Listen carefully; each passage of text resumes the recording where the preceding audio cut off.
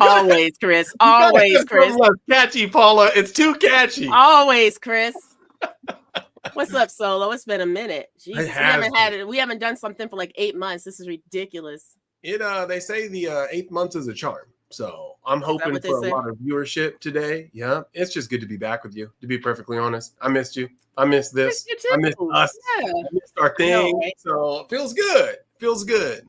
I have to agree. Well, welcome everyone to Keeping You Wise by Keeping It Real, where we bring authentic and real conversations to fuel the soul that you can share with others. This is our 18th episode. And today's topic is from pressure to power, navigating stress and knowing your worth. And I think all of us can feel that and are dealing with that. And of course, if you know, I'm joined with my co-host here, known as Solo, Chris Solomon. So Chris, how you been doing? I've been good. I've had ups. I've had downs. I've had some hard downs, as you know. I've had some good ups, as we can talk about. And everything in between. Life has been lifing. How about you? Yeah, that's a good way to put it. Life's been lifing. I think that's what I would say. Yeah, life has definitely been lifing. But before we jump into our topic, because we got a lot to talk about today, I just got to put these disclaimers out there that we are not therapists and will not offer any medical advice. We are not trained, qualified, or able to diagnose or treat any form of mental illness or disorder. And some topics may be triggering. So the purpose of this video cast is to have real and authentic conversation that provides wisdom to us all. Definitely interact with us via chat. If you're on YouTube, drop it in the chat. If you're on LinkedIn, drop a comment. We'll respond. If you're on IG, definitely engage in the chat. And so, Chris, why don't we just go ahead and, of course, subscribe to our channels, right? I got to say that, too. The Life Coach Sensei, Keeping You Wise by Keeping It Real. All of that information is going to come up at the end. But let's jump right in because we got a lot to talk about today, Chris. Who we got joining us today?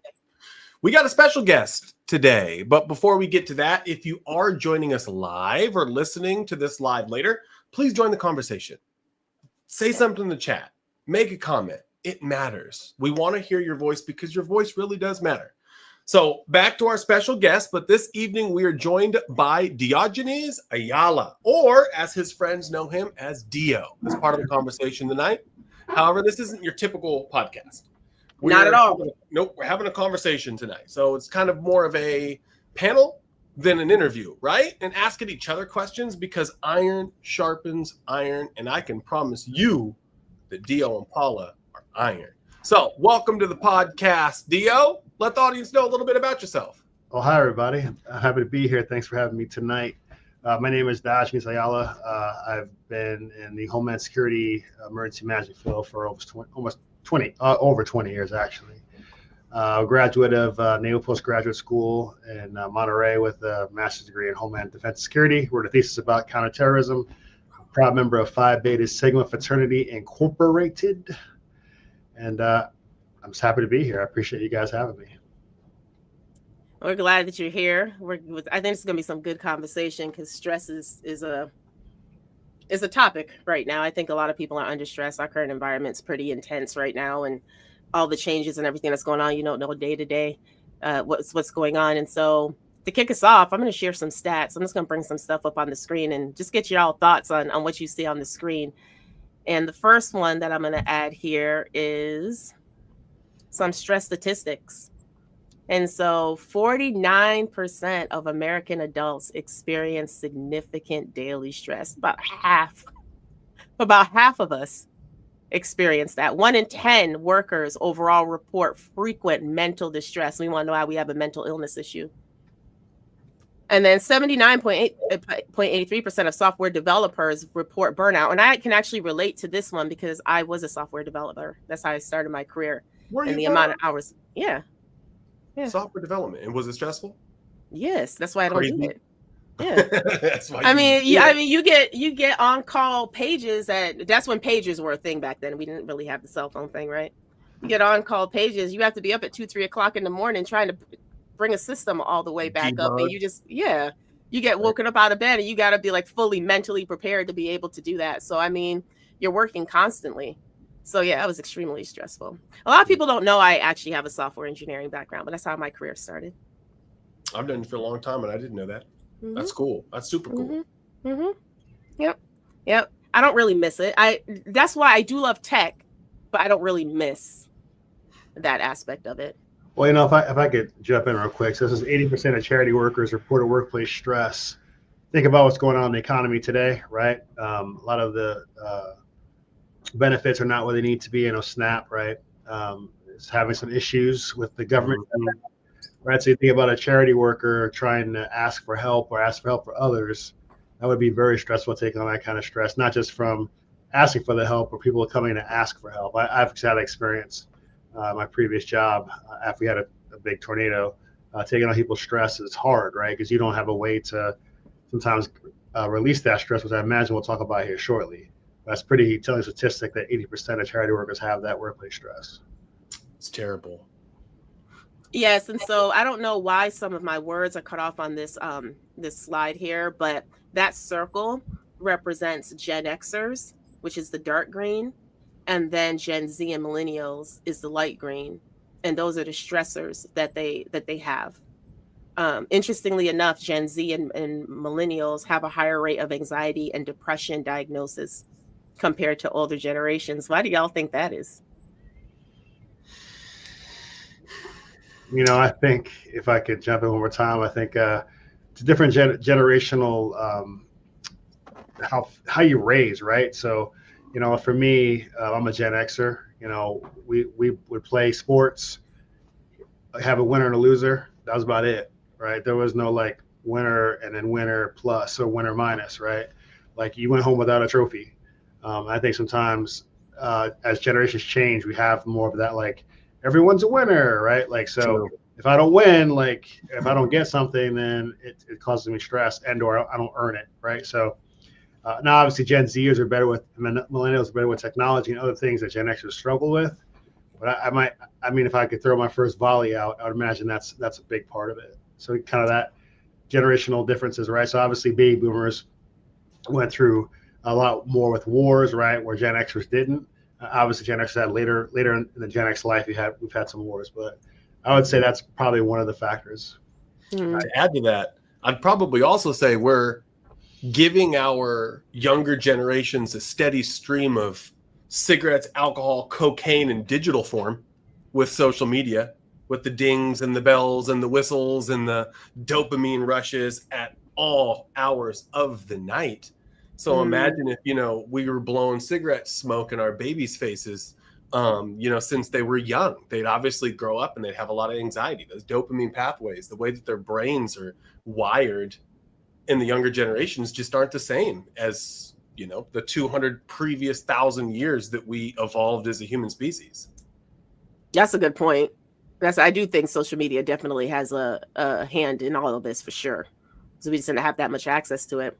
Yeah. But look at some of the most stressful jobs and least stressful jobs. So, it's some of these jobs. Now, some of them did surprise me because I didn't know some of these were that stressful, but it is interesting to see some of the stressors out there as far as the top 10.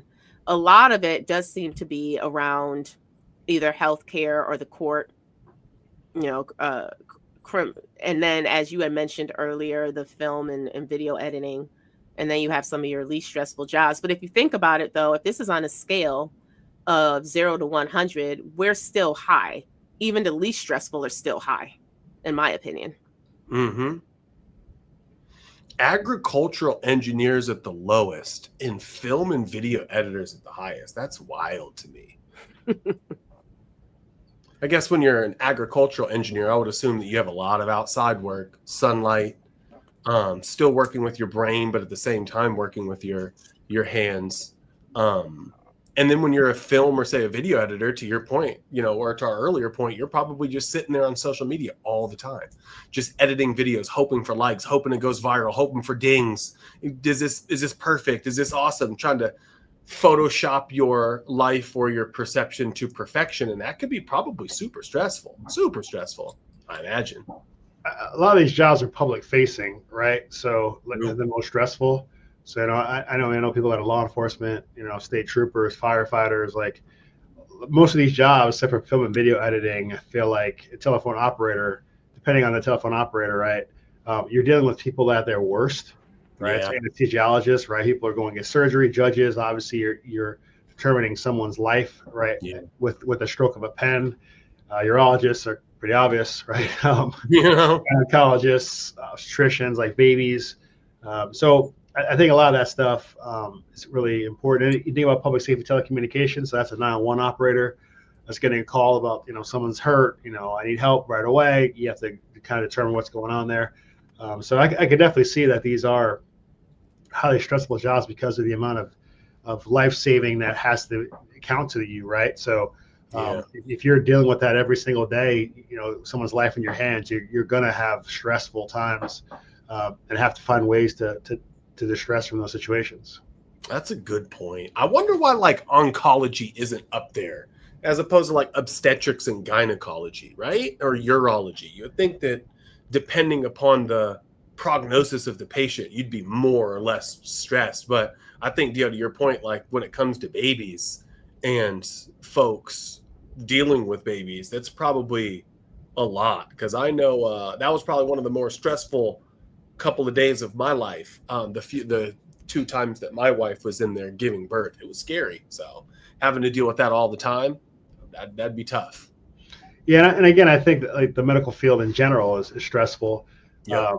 But when you have to deal with babies and surgeries and things of that nature, yeah, that could be a lot to take on. Not just because of the health of that person, but obviously the liability of that individual doing that work. If they do it incorrectly, and there's a lot of repercussions for that as well. So that could be very stressful, right? No different than a 911 operator sending law enforcement or public safety to the wrong house because of whatever. And every second counts in all these categories. So, Dio, let me ask you, because listening to your education, I didn't even know that those degrees existed. Like that was pretty impressive. But it sounds to me like you've built your career. You went to school to really learn how to deal with some of the situations that, say, the general public like us would literally lose our minds if they were thrust into it. So like that has to be stressful. Like it has to be a lot. Like, how do you manage that? How do you manage it of your people? Like, how do you take these super high pressure situations and keep your head and make good decisions? Well, I mean, I think, first of all, yeah, I mean, Homeland Security kind of emergency management it's been around for a long time, right? So it's way before us, but civil defense was kind of the first things after Pearl Harbor. Was kind of like protect your neighborhood, protect your state. So it's been around for quite a long time. After 9/11 is when you started hearing more about emergency management again, and obviously Homeland Security was based off of that. So like people in the field of this work, you are looking at the worst things, right? So for example, every day I scour social media. I don't have social media anymore. I got rid of it, but I scour it looking for, stuff to write about, and or teach about, almost every day. But I also find myself at times having to disconnect to that and like go watch TV, right? Go for a walk. I've really focused on my fitness because my stress level is getting so high by looking at things that are troublesome, right? So, it's well known that some social media platforms are very negative and are looking to create, this a ripple effect across the board, where we are trying to see like, one side, black and white, and this kind of stress. So, if you're looking at that all the time, it can get to you. So my biggest advice is, have that vice to get away from that, right? So that might be like go fish. And like I said, I work out just to kind of get that out, and spend time with family. You got to find something else because, you can't run from it. That's part of I think sometimes people say, well, I don't watch the news. Like, I don't know what's going on. Yes, but no, because sometimes the news is going to give you what's going to be happening here shortly, right? So you should have some clue of what's going on. We can't ostrich at this point, stick our head in the ground and just hope that it's going to go away. It's not going to go away. So, to keep your family safe, to keep, your loved ones safe as a leader, my team safe, I have to know what's going on. Therefore, I can create a plan in order for us to execute to keep everybody, in a great place. Love that. What about you, Paula? I've always seen you keep a cool head in some crazy scenarios. Like, how do you do it? It depends. I think of consequences. So how do I need to respond to certain things based on what the consequence would be and what my actions and behaviors would be? I'm probably not as calm as you always think I am. I think sometimes I do use discretion, because I can cut really harshly with my words. I am from Brooklyn and I am from Barbados. I mean, I can cut pretty harshly with my words, and I know that about me, and I don't want to hurt people's feelings and things like that. But I think for me, it's when you have kids, I think it changes too. Like when I had my kids, it's sort of, you get put in positions where you have to make really quick decisions, or you have to think a little bit differently to get the outcome that you want. So for me, I'm always thinking about what are the consequences of what I say most times. And then for as far as like, I'm not in high stress situations like Dio. Like if I was in a situation where I had to save somebody's life or something like that, I mean, you do what you got to do and you handle that. But that's not something I have to do every day. I'm not the one in the hospital doing a heart surgery or anything like that. That's one thing we always used to say in corporate, right? We're not here saving lives. We're not doctors. We're not doing all of that, right? So I think the way I stay calm is just, I know how I respond, so I know myself. So I just make sure that I stay true to that as much as possible. But you've also seen me go off. So you've seen both sides of me, depending on what the situation is. And if I may, just to kind of piggyback off that, I think sometimes people in these kind of professions, you always prepare for the worst, right? That's why. So when things happen, you can detach yourself. I mean, that's been my MO. I think of the worst. So if I see something that's bad or something's happening, I detach myself from that situation. I'm able to make quick decisions because I've already kind of thought through these things can happen, right? So sometimes really preparation will help you with stress because you prepared for whatever that might be. And it doesn't have to be a job like mine or a job like, if you're a law enforcement or firefighter, it could be just simple like, if you're a banker, right? Like what things can happen as a banker, what things can happen as a teacher, what things can happen, as a counselor, what things can happen as a plumber, right? If you prepare for those things now, you will be better off when those situations actually happen.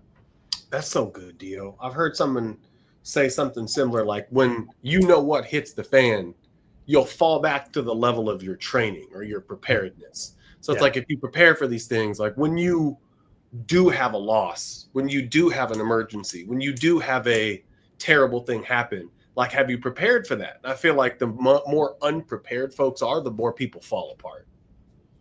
And I think in a leadership position, you have to be prepared, right? Because they're looking at the leader. And if I as a leader, or you guys as leaders are like, I don't know what to do, that's not the answer, right? Because people want comfort, and as leaders, we can't make mistakes, right?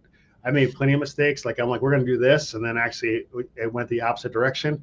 But you got to make a decision. You just can't sit on this waiting. You got to make a decision right there on the spot, and you can always adjust that decision. But people are going to remember the fact that you didn't make a decision, right? Even if it's wrong, you say, hey, at least you tried, right? But a lot of leaders tend to just say, I got to think about it, and sometimes you can't think about it. You got to make a split decision and hope for the best. So, bad news doesn't get better with age, and indecisiveness is never the answer. Yeah, exactly.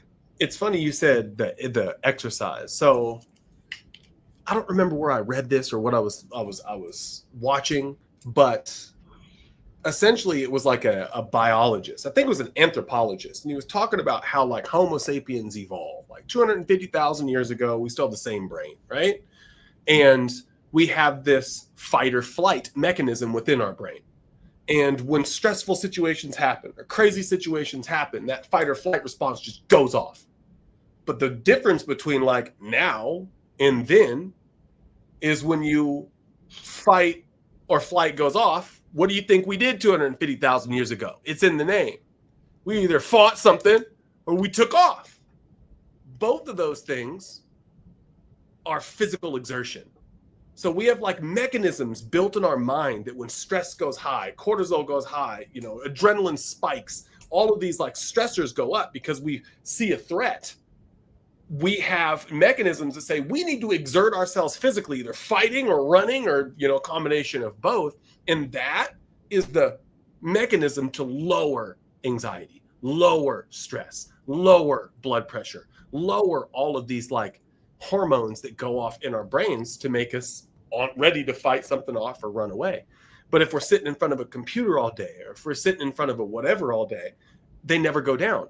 And we don't have to see a saber-toothed tiger jump out of the bush to see, threat. We get an email and say, threat. We see a newsreel, threat. We see a social media, threat. And we're constantly in this fight or flight, and none of us are running or fighting or exerting ourselves physically enough to lower those responses.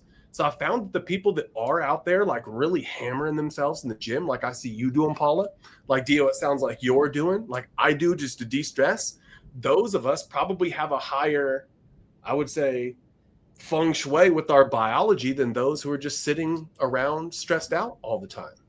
So, Chris, I'm glad you kind of went a little bit deeper on that, because when you started with the fight, I'm like, are you just saying we just need to go and just lay hands on anybody? Yeah, just go to the fight club? We don't talk about it. I mean, I'm glad you brought that back to working out, and that we're not promoting just go beat people down when you're feeling stressed out. I was wondering where you were going with that, but you came back. You came back.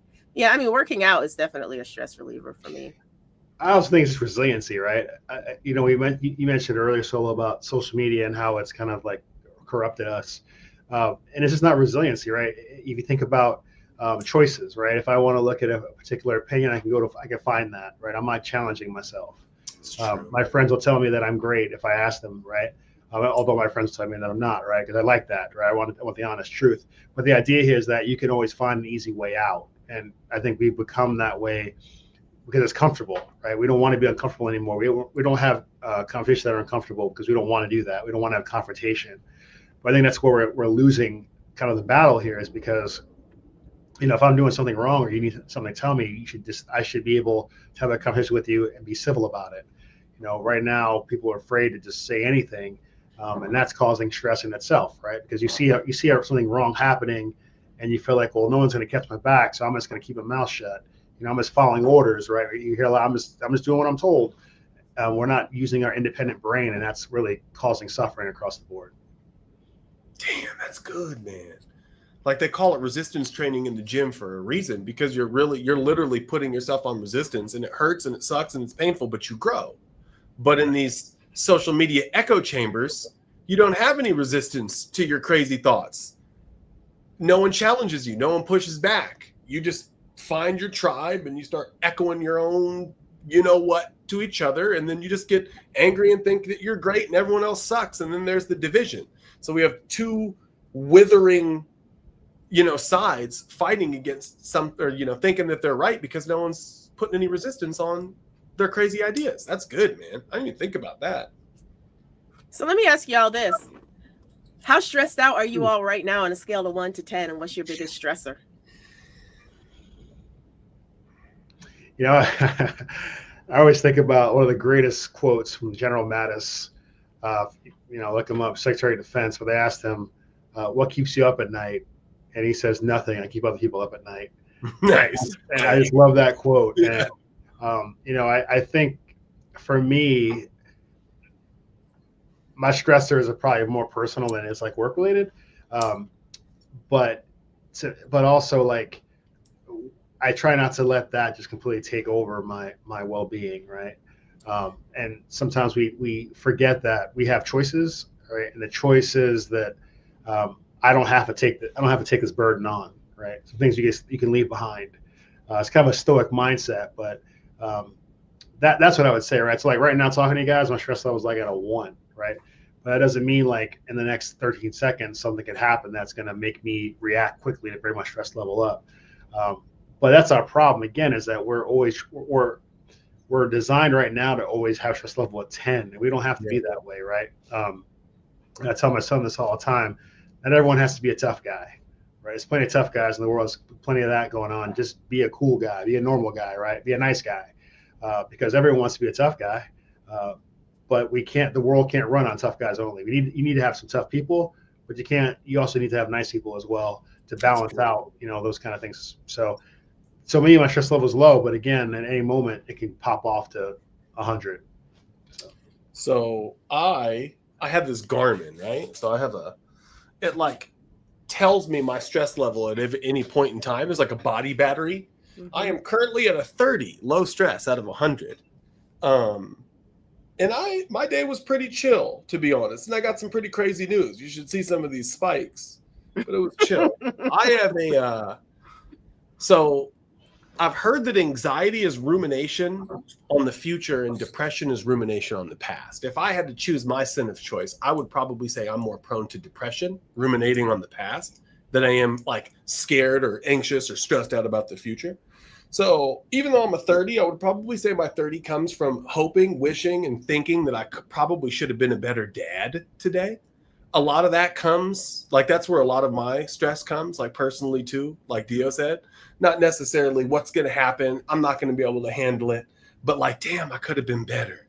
Dang, I shouldn't have raised my voice. Man, I should have told him, to be a nice guy as opposed to a tough guy, right, Dio?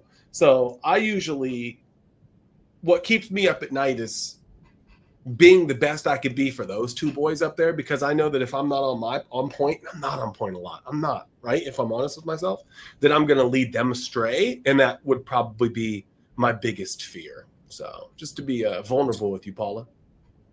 No, that's fair. That's fair. I say my stress level is pretty low right now. The thing that causes me probably the most stress is I'm an entrepreneur. So it's always the service to the client, right? Just making sure I'm always delivering. I'm on point. I'm not dropping balls, things like that. My kids are older. So though they are older, though, that still doesn't mean that they don't have a level of stress or add a level of stress to me either. Because they're in this adult thing and they're trying to figure it out and transition and all that, right? Typically, I know when my stress level is going to spike. There's certain environments that I go into that I already know that it's probably going to not be the best environment. So I prepare myself for that. And I still try and keep my stress level low as much as possible. But to Dio's point, you can go to 0 to 100 in no time. So it just depends on the situation. But there's something that both of you all brought up that I think is a good segue into. We talked a lot about the different pressures and we talked about a lot of different stressors. We talked about stress, but both of you are pretty centered on who you are. So when did you get to a point when you knew your value and your worth and who you are? Because believe it or not, a lot of people struggle with boundaries, knowing their worth, knowing what to put up with, what not to put up with. And a lot of people don't want to disappoint other people or people pleasers. And a lot of that goes hand in hand with stress, right? Because you're stressing yourself out. Dio, you mentioned you don't take on all of those burdens and all that baggage, right? You leave all that. Right. I try not to. I mean, I think one of the things for me, in my lifetime or my career at this point, is imposter syndrome, right? We all have imposter syndrome. You're in a room and you kind of look around, you're like, I really belong here, right? Yeah. When decisions are made, you're making these crucial decisions, these critical decisions. You're like, am I making the right choices? Should I even be here? Like, I know I failed a test back in right now. They knew this, they wouldn't have me in this room. But also I come back to, you're there for a reason, right? Like, like I said, my education is how I've gotten to a lot of great places, but also, street smarts is just as good sometimes as college smarts as well, right? But, to answer your question about being centered, it's just like, here I am, right? I know who I am. I know what I can do. I can only be who I am. And, if you want to be somebody else, then I can't help you, right? I'm kind of stuck in my ways, right, wrong, or indifferent. So to me, I think that's important, because I know that going into a room, right? I'm giving you exactly what I have to give. And if I can't give you that, then I will definitely, I can't do that, right? I'm not capable of doing that. I'm not great at math, right? I'm not an engineer. You don't want me to build you a house. It's going to fall down, right? Yeah. But other things that I know that I can do, I will definitely help. Or if I need to learn, I'll do that. But it's a vulnerability. Again, I think everyone has imposter syndrome. We don't say it out loud, and I'll say it. Like sometimes, again, I'm in a position of great responsibility, and sometimes I wonder, like, how did I get here? But I got here because I worked hard to get here. Yeah, that's how I look at it. I don't know how it looks on the audience's screen, but I got Paula on one side, Dio on the other side, and I'm like, how the hell did I get here? Okay, I'm surrounded by YouTube. No, I'm serious. Like, I got the imposter syndrome hard, Dio. So you're speaking my language. And I think it's natural. Like, I tell my wife this all the time because she has, I would say, imposter mom syndrome. I wish I was better. I could have done better. I want to do this. And she is fantastic. And I tell her, bad moms don't say those things. Like, they're not asking, how can I do better? And I wish I could have done better. Like, they're not worried about those things. So maybe our imposter syndrome is proof that maybe we should be in the room, to your point. Me personally, like, my centeredness comes from my complete understanding of how much of a unqualified person I am. I fully know that I am unqualified to be in most rooms that I'm in, but I fully agree that God has called me to be there anyway. I might not be qualified, but I am called. And I think that I'm in good like company, like murderers like, Moses or David, or cowards like Gideon, who had big roles to fill and couldn't do it on their own. So I feel like the only reason why I'm able to have a steady sense of who I am is less about who I am and more of whose I am in my faith, and understanding it's like, look, I know that I'm not qualified, but I am called. And if I'm called to do something that I know that I can't do, God's going to have to do it for me. And God already went before me and he could do it. So I rely on that faith to keep me centered and keep me grounded. No, that's pretty deep. I agree with that. I think, Dio, you bring up a good point about imposter syndrome. So as much as I do a lot of coaching, that does come up, and that is a hindrance. I mean, that stops a lot of people. That limiting belief right there stops a lot of people from doing what they're supposed to do. And imposter syndrome will try to make you doubt your value, but your worth was never up for negotiation. So for me, don't get it twisted, I have imposter syndrome too. There are sometimes I walk on stages where I'm like, how the heck did I get on this stage, right? And then you get up there and then you realize why you were put on that stage after the fact, after you go through everything. And so that, to me, a mentor said to me, when you have thoughts like that, it's because you care. It's about the level of care and concern that you have for the people that you are about to impact. And I have to agree with that, right? I have to agree with, sometimes we're our worst critic and we're hardest on ourselves, but we have to get over that. But then you also have to, a lot of people don't do self-reflection and self-introspection, so they really don't figure out the root causes of what's causing that imposter syndrome to begin with. And I think that's a problem too, because if you can't figure out why are you feeling that way, or why are those thoughts coming up, or the pattern of when those thoughts come up, they will continue to potentially hinder you for what you need to do. And that can actually hurt your decision making as well, because you're not thinking as clearly, right? And so a lot of people out here are walking around and they don't know who they are and what their worth is. They have no boundaries set whatsoever. And then if they do set a boundary and somebody doesn't like it, or somebody doesn't honor that boundary, then they want to change it. And again, that goes back to knowing your worth, right? And you both know me. So, Sundays are my days. I just don't like to be bothered. I'm pretty much grinding and hustling pretty hard 6 days a week. You have me for 6 days. I just asked for one day. And some of y'all still trying to put meetings on my calendar, still trying to call me. I literally have to put my phone on Do Not Disturb. There's only certain people who get through on my phone on Sunday. I literally have to put my phone on Do Not Disturb. I cannot be around 24/7, because at the end of the day, I need my cup filled up too. I need to re-energize. I cannot be everything to everyone all the time. And I used to think I could, and I quickly began to realize I can't, because that's when you get stressed out and you have the burnout and whatnot. And I got to the point that if people don't respect my boundaries, then are you really my friend? That's a good point. And I don't know, what are some boundaries y'all have? That's just one of mine. I got many. If I go back, I learned a mantra in the military. So you can't live forever, right? Like, no one's living forever, right? So you got to take a leap. You got to go to things that are, dangerous situations, because, eventually you're going to go, and you need to experience things. So I've always lived by that, right? I've been in situations, especially my last job, when storms would come in, tornadoes, sitting in the middle of stuff. And I'm like, well, you can't live forever, right? Like, we got to figure this out. So that's kind of how that's been a mantra. It's always in my mind, right? You gotta live your life. You're here for a reason. Like Solo said, here for a reason. Whatever that reason is, like, you gotta live through it, right? Because one day you're not going to be here, right? And you want to have a wasted life. And I think about I don't know if you guys I love David Goggins probably more than I need to. He does things that people find to be just absolutely psychotic. But he said something that always resonates with me, and it's I'm paraphrasing this, but when you go to the pearly gates and they open this book, and the book talks about your life and says, okay, you were supposed to be this, this, this, this, and this, but you chose to do this, this, this instead.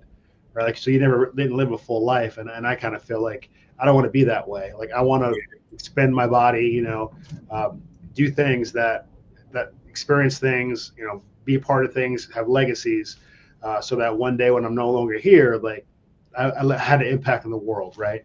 I think that's very important. And I'm sorry, Paul, you said something what was the question you asked? I apologize. What boundaries do you have that's like non-negotiable? You've just realized over life that this is just a boundary you need to set, and people just need to honor that. I just think I'm also a Sunday person. Like, usually the weekends personally, I like to just disappear into the ether and come back out again, just because I need that break. But also like the do not disturb or sleep mode, right? So for example, my phone, I have a sleep mode that I turn on at night. And if you're not in the sleep mode category, you're not getting through. Because I've given you, to Paula's point, I've given you from like 7 a.m. to like 10:30 at night to reach me. You don't need to call me at 10:31. Right? Yeah. Unless it's something that's important, that's different, but I need that time to myself so I can, recharge and resurface. But also like, the boundary of, hey, this is too far, right? Like we're cool here, but we're not cool there, right? Like putting people in that kind of categories is important too, because then you're not overextending yourself. You can't be everyone's friend. You can try your best, but at the end of the day, we have acquaintance categories. We have like people that we know at work categories. We have friends. We have best friends and family. And I try to do that, right? Like, so I put people in those categories. Now they may think that we're best friends. We're not, right? But like for me, because if I'm going to give you my all as a friend or something more than a friend, like then I need to give you that energy. And if I don't have that kind of time, I'm not, you should know that, right? Like I'm terrible at text messages on purpose, because I need time to myself. If you text me, I'll get back to you if you're somebody. But I'll be honest with you, I have unread text messages, like 100 something, that probably make people's head scream. But they're not important. Like I got to get to them as I can. Or I'll call you, right? I'm a caller. That's my boundary. I don't like to text, I like to call. I'll give you a call. So that's how I look at it. Communications wise, that's how I put up my boundaries. That's awesome. I'm going to take this two ways. First one, I use my phone in a way that drives most people crazy. My mom, ask my wife, ask anybody. My phone is always on do not disturb. My phone doesn't ding, it doesn't bell, it doesn't whistle. My phone does not get my attention. My phone is not for people to be able to ring or throw up a flag or whatever and say, hey, Solo, whatever you're doing, look over here. I need your text. I need your call. I need your ding. I need your whistle. It doesn't do that. It's silent. My phone is only for, I got a gap in whatever I'm doing. I'm bored. Let me see what's going on now. Missed calls, missed texts. Why didn't you hit me back? Why didn't you back? And over the course of the last, 2 decades, my loved ones have gotten used to it. Some of them still hate me for it. But I truly think that that's a boundary that I need. I cannot have something tethered to my hip that's always pulling me out of the immersion I am in life. I can't do it. I don't work that way. I'm too ADHD. I'm too all over the place anyway. I need to focus. But I also think about boundaries in a way of, Dio, to what you said. Like, life's too short. Get out there and do something dangerous. Put yourself under some resistance, under some load. Like, you kind of have to know what your boundaries are. And the only way to know your boundaries is to, like, stretch them. Like, go outside of them. I don't think that I can do this, but I'm going to go for it anyway. This is too big for me, but I'm going to try it anyway. This is too large, but I'm going to go for it anyway. And I feel like in those fearful times where it's like, this is too much, but I'm going to go for it anyway, you find where your boundary is, and then your boundary just expands just a little bit. You just get a little bit bigger and a little bit bigger and a little bit bigger. And if I'm honest, the worst of times, the times that were the toughest, the times that I thought I was going to cave or I was going to fail, these stressors, right, that we're talking about here, that we would like to say, God, take them away. Those are like the things that have really instilled in me the most confidence in who I am. Those are like the voices that like shout against the imposter syndrome. It's like, what do you mean you can't do this? Remember when you went up against this before and you crushed it? Yeah, that's true. But what happened with here? Yeah, but then you did that. Like, you need stressors, you need obstacles, you need bad guys. Like, Superman needs a bad guy to go against, to stretch, and to really be a hero, right? Like, you wouldn't be a hero without the anti-hero. So I really do think that kind of like the negative, the bad, the stress, the stuff that we're talking about, there's a healthy amount of it that you need in your life to really stretch those boundaries and become bigger. You need that resistance at times. Yeah, I think Judy would agree with you. She What's says that? no learning. Yeah, she says no learning happens in the comfort zone. Sometimes I don't want to learn though. Okay. I be learning too much sometimes. All right. Sometimes I just want a Saturday, Sunday. Like you said, I just want to disappear into the ether and I don't want to learn a thing. And you need that space to just recover. So I think that it's a balance. It's like battlefield to, I don't know. So why do you think people have a problem or struggle to say no? I don't anymore. I don't have any issue saying no anymore. You still have an issue saying no, Solo? Yeah, for sure. I don't mind saying no. I think well, to your point, I will say that, and I'm glad that it kind of spawned in the whole knowing your worth, because I do know that a lot of the reason why I haven't been able to say no in the past is because I didn't know my worth. So I think that I've overcome that. Knowing that my time is valuable, understanding that with every yes I give, that's a no to something else. Knowing that there's going to come a point in time where I'm so overloaded that I'm ineffective and I can't truly do the things that matter. So I think I'm over that. But still, I don't know why I'm just a knee-jerk yes sayer. Y'all need to get me right. Like, I just knee-jerk, yeah. And then I'm like, oh, and then I feel bad because I want to do what I say I'm going to do.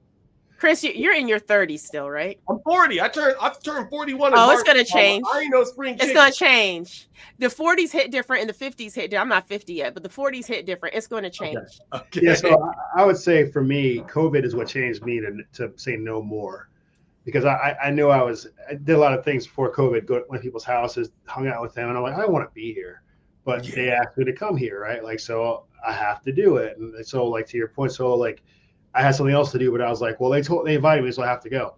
And then when COVID hit, it was like, wait a minute, like, no one can do anything, right? And I'm okay with this. So, because then I have more time. So now I'm more of a no than, I mean, people will say, hey, let's do something this weekend. I'm like, no, right? I got obligations. And it's okay to say no, because again, it's self-preservation, right? Because like you said, you can't be everyone's everything. Yeah. Right. So sometimes you just have to tell people, I'm sorry, I can't make it tonight because of blank. I love to get with you another time.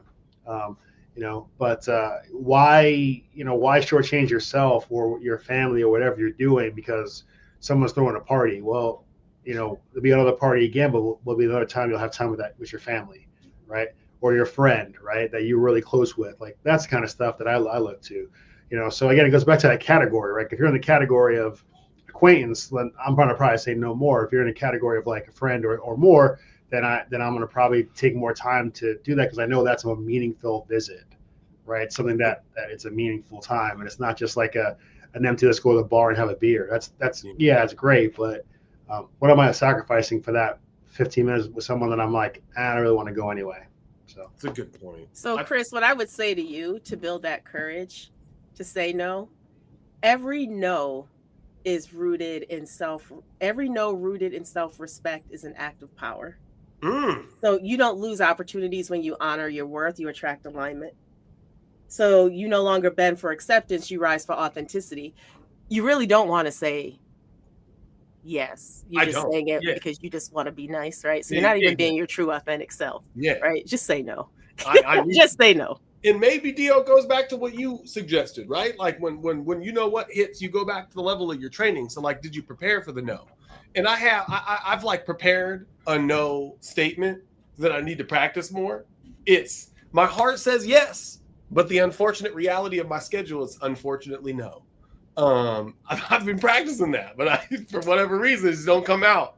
So Paul, I think that you're right. I just need to own that authenticity and just say, no, can't make it. Don't want to make it. have other things going on right now that unfortunately conflict with the ask. So my answer is no. Yeah, and it's just not worth the stress. Right. And sometimes I had a situation on Friday where I had to cancel stuff that I was supposed to do on Friday because I just wasn't feeling well. Right. It pained me to do it.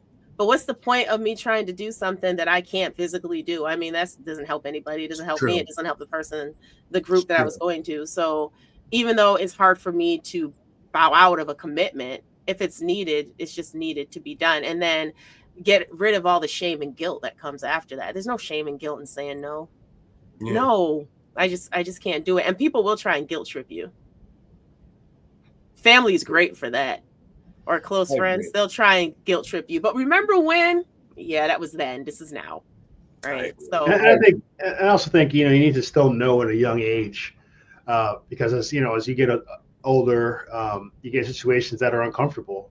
Yeah. It's like, well, I really am saying no, but the person keeps pushing. You're like, okay, I'll do that because you keep pressuring me, instead of just being like, it's a solid no, like it's not gonna happen. Right? Like, and I think as we go on, as I said earlier about resiliency and resistance and getting different ideas, that's what we're losing, is that ability to say no without having that guilt, right?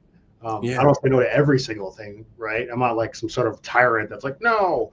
But at the same time, like, if it's important, I'll make time, right? But sometimes I can't make time, and it's okay, even if it's something that I want to do. Sometimes, life happens, work happens. But we have to be willing to say no and be uncomfortable with it, right? And if the person truly understands, they'll be like, yeah, I get it. I understand, right? Now, like, well, if you don't do this, then I never see you. Well, that's the poor attitude to have, right? So that's something you need to for that person to figure out, not you. That really resonates with me, Dio, because I am, as admitted earlier, really focused on being the best father I can be. And if I can't say no to stupid commitments that I don't want to do, how am I going to expect him to say no to the joint, or no to the, going out to the club, or no to drinking and driving? Like, I expect them to say no. So I need to stand in my nose. I also think that a lot of folks have a problem with the no muscle. And what I've seen more often than not is these like people that are yes people, they don't just like show up to everything. They say yes and then they bail. I feel like yes and bailers are just folks that are just, you're not a person of your word. Now your yes means no and your no means yes. And who knows what yes and no means when it comes out of your mouth, because you're just saying what people want to hear and then doing something totally different. So I also think that saying no is guarding your integrity, because I know when I say yes to something, I'm going to do it. And when I say no to things, it's because when I say yes to things, I'm going to do it. And if I say yes to everything, I'm not going to be able to do that. Let me make a defense of bailers. I'm a bailer, right? Like, I'll go to. Are you a bailer? I'm a bailer sometimes too, bro. I'll go somewhere and they'll be like, this ain't popping, and I'll disappear, right?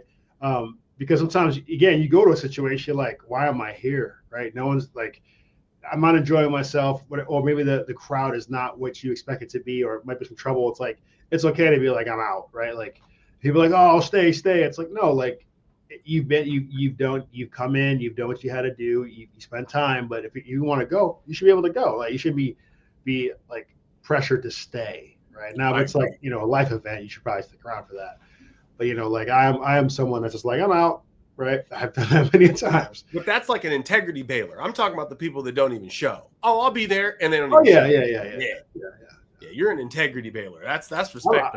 No, I'm a person that's like, all right, we're good, right? Like, I'm good, man. Because it goes back to it, right? Like,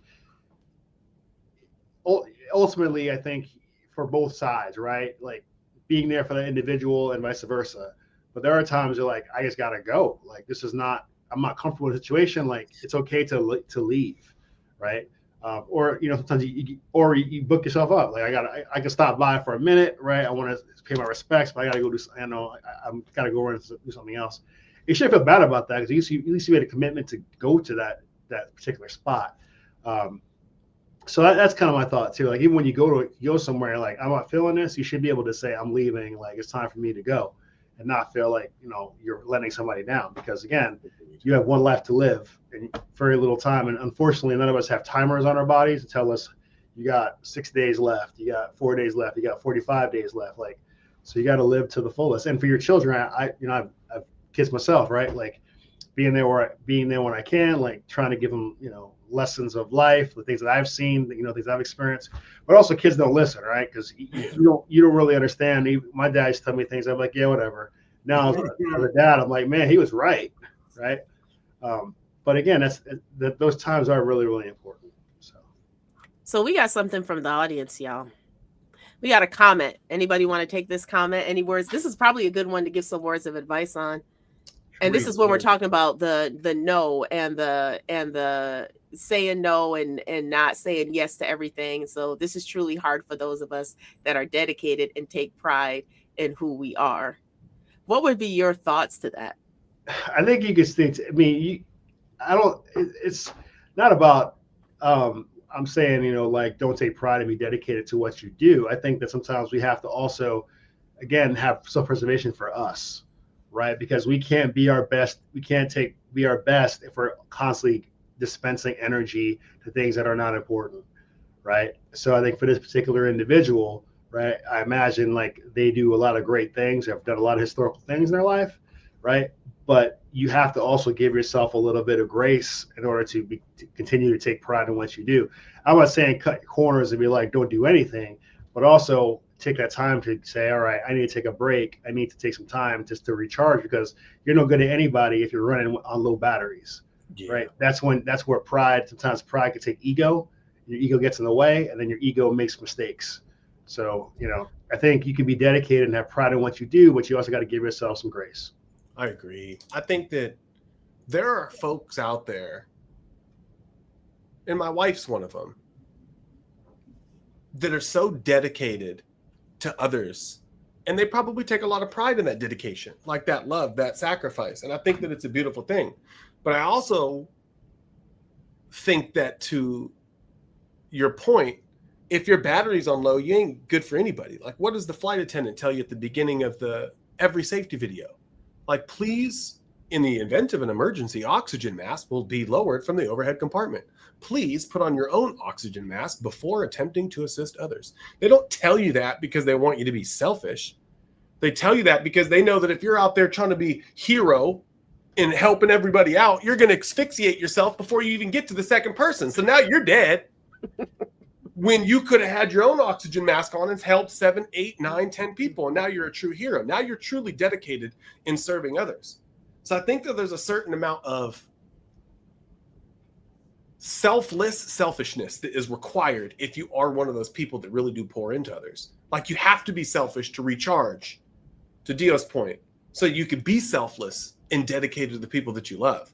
Like, I have to say no to these things so I can say yes to all this other stuff. Like, you have to balance it. You can't just be yes all the time, or you'll just run dry and asphyxiate yourself before. If I could make another point, it's like think about training, right? So law enforcement training, whatever the case may be, you go through years and years of training for that one moment where something could go bad, right? You don't just go in there kind of willy-nilly. So for that, again, it's taking that time to taking that moment, right? Because you've worked so hard to get to this point. Michael Jordan, I think Michael Jordan has missed like 13,000 shots, right? Everybody thinks Michael Jordan hit every single shot. He didn't. He lost more games than he won it sometimes, right? But the idea here again is like taking that time to retool, refocus, rephrase. Like, okay, here's what's going right, here's what's going wrong. Because again, you can't run 48 hours straight and still be making the same decisions as hour one. So you got to take that time for yourself. True.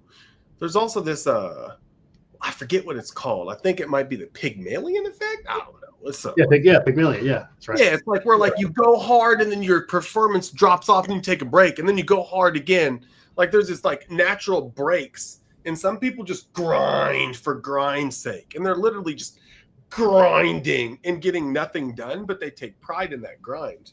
And I think that there's a certain amount of crazy in that. Like, what did Abraham Lincoln say? If I had 5 hours to cut down a tree, I'd spend the first 4 hours sharpening my axe or something like that. I don't know who said it, but I think it's a good analogy. Like, you have to sharpen your saw, you have to rest, you have to recover, Going back to the gym analogy, a lot of us think that we grow that muscle and that strength in the gym when we're in there beasting it, and we don't. We're breaking down tissue. We're under stress. We build the muscle, we grow when we're sitting in the bed, when we're watching Netflix, when we're chilling back and eating, when we're actually resting. That's when the growth actually happens. You have to give your body, your mind, your spirit, your soul that time to rest so it grows and those boundaries expand. I 100% agree. Do y'all believe we're coming up on time already? Is it? How long have we been talking? We've been going for a good 56. Oh, man. We've been going for a good 56. But I think this is a good time to wrap it up and go into, just ending thoughts. So just some final thoughts that I have. I'm going to kick it off first, but I'm going to You're cutting out a little bit, Paula. I think the background music's hating on you. It's smooth. Is it hating on me? Is it hating on me? Can you hear me now? I can hear you now, yeah. Can you hear me now? Okay. Yeah. Thanks for the call out. Thanks for the call I got you. Everything sounds great on my side. Yeah, thanks for the call out. So the final thoughts that I have is we talked about turning pressure into power, right? So pressure doesn't come to destroy you. It comes to define you. So when you know your worth, every ounce of pressure becomes fuel for your purpose. So y'all know I'm all about purpose. So I'm about that, right? You want to lead from the inside out. When stress knocks, remember, power starts within. So you don't need to prove your worth. You just need to walk in it. And that's how you turn pressure into power. So today, just take a deep breath, let go of the weight of proving and performing. You are not your stress. You are strength. You are purpose and undeniably worthy. So lead from that place. And let's keep it real. Just like we say, keeping you wise by keeping it real always, right? Couple of things. You want to stay connected with Dio. Here is his information. He already told you he's nowhere on social media. So you're not going to find him unless you find him on LinkedIn. You can find him on LinkedIn. You can email, but that's about as much as you're going to get. Chris is also not on social media that much. He's only on LinkedIn. Chris got off of social media a few years ago. And so it's mostly, if you want to get to from a social media standpoint, you're going to have to come through me. That's how that's going to have to work. Another thing that I want to mention is that we have another pod coming up. Oh, yeah, we got another podcast coming up. Our good friend here, Dio, is going to be doing a podcast called True Blue Talks. And Dio, you want to tell a little bit about what your vision is or what you're thinking your topics will be for this podcast that I will be co-hosting with you? I'm excited. Go Mob, Blue Party, all the stuff. Let's go. Let's go. It's going to be fantastic. I'm really excited to kick this off. So, yeah, get some guests. I actually know a guest probably online right now we could bring in to talk about a lot of different things. So I'm excited to be a part of this family here. I feel like I'm joining the family. So thank you. Yes, we have a new podcaster coming in. I remember when Chris talked to me years ago about just getting out there and speaking a little bit more. And we started this podcast and we've been going strong. This year's been a little rough, but we've been going strong since then. So who knows where that will lead. And with that also, should probably also put up here our social. This is how you can get to us. A lot of this is getting to me, obviously, but this is how you can get to us. We do have a potential pod lined up in December. I'm just confirming a date. And so we'll have a good podcast coming in. And then the True Blue Talks will be launching in January. So all of that, all of this got some exciting stuff coming on in 2026. 2026 is going to be a year of shift. That's what I keep saying. Word, Paula? You always got a word. I do, right? I always have a word. Right now, I don't have a word. I have a theme, though. I do have a theme. Shift. We're going to be rich in 26. I like it. And rich doesn't always mean money. Think about that. You could be rich in many different ways. So I don't know how rich is going to show up for everybody, but that's my theme for 26. I am believing that rich in money is part of your rich in 26 too, though. Okay. Can I believe that for you? Yeah, you can. Please do. I got you. Please do. I'll take it all. Take it all. I will take it all. I will take it all. Chris, I'm going to turn it over to you to take us out. That was beautiful. I don't really have any closing remarks or thoughts. What you just said at the very end there really spoke to my soul. And I'm actually going to replay this immediately after it hits. But thank you, everyone. I hope y'all enjoyed the episode. Thank you for engaging. Those of you who asked questions, thank you for listening. Let's keep those conversations going. Please subscribe to the channels, all of Paula's channels. Turn on the notifications. You know that all the likes and all the comments and all the bells and the whistles and the dings help the algorithm. So help us out. Hit the subscribe. In addition, please leave as many comments as humanly possible. Even if it's that solo dude is a goofy looking, it all helps the algorithm. Okay? Drop it. And remember, for each one, reach one and teach one. When you know better, you do better. So let's continue to do better. And Dio, thank you for joining us today, sir. I appreciate it. Words. Thank you. All right, y'all. It's a wrap. See you next month.